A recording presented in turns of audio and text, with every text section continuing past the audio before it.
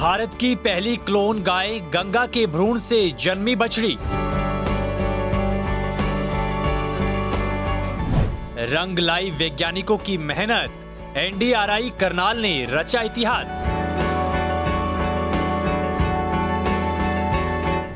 वैज्ञानिक बोले, भविष्य की डेयरी इंडस्ट्री की जल्द बदलेगी तस्वीर।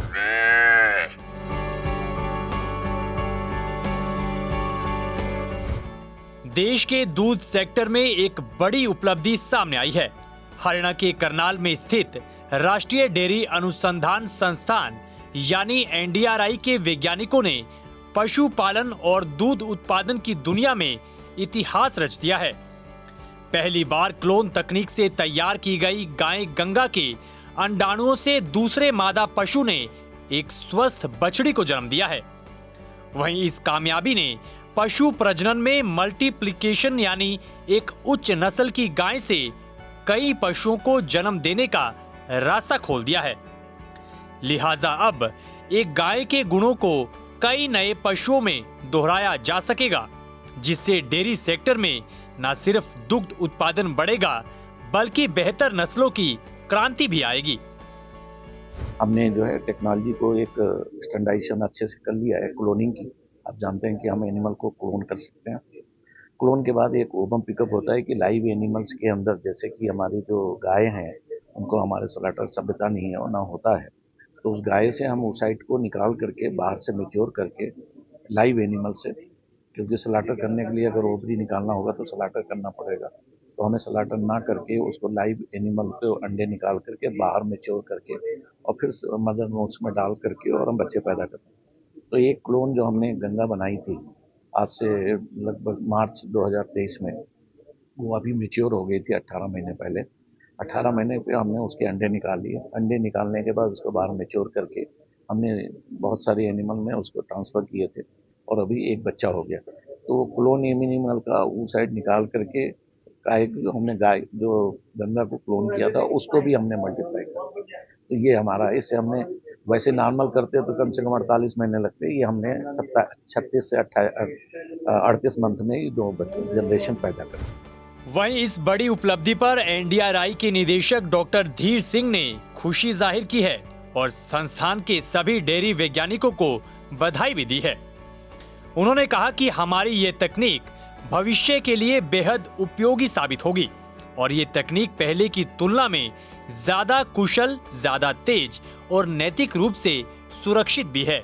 एनडीआरआई के निदेशक के मुताबिक पहले जहां एक मादा पशु से एक ही बछड़ा पैदा होता था, लेकिन अब क्लोन तकनीक से उसी मादा के अंडों से कई पशुओं को जन्म दिया जा सकेगा।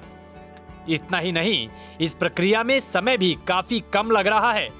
जिस काम में सामान्य तौर पर 48 महीने का समय लगता था, उसे वैज्ञानिकों ने महज 36 से 38 महीने में ही पूरा कर दिखाया है। एनडीआरआई के निदेशक ने कहा कि इस बछड़ी का नामकरण अभी नहीं किया गया है, लेकिन जल्द ही उसका नाम भी तय कर दिया जाएगा। अब देखो, इसमें तो मेहनत होती है। अब शुरुआत तो हम लोगों ने की और वही टीम आगे भी काम कर रही है। वही हमारे विद्यार्थी है जो इसमें वैज्ञानिक के रूप में इस समय है, वो कार्य कर रहे हैं।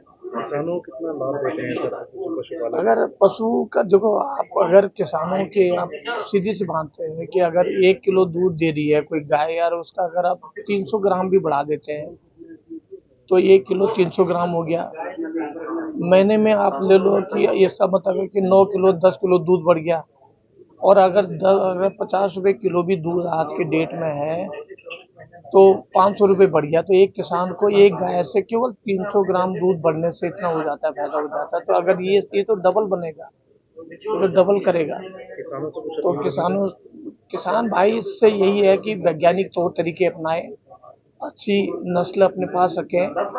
ऐसे जो दुधारू पशु हैं उनको ही हम उनसे बोलेंगे कि उन्हीं को पालें और उन्हीं से अपना दूध को बढ़ाएं। और दूध बढ़ेगा तो उनकी आमदनी बढ़ेगी तो संपन्न हमारे किसान बनेंगे।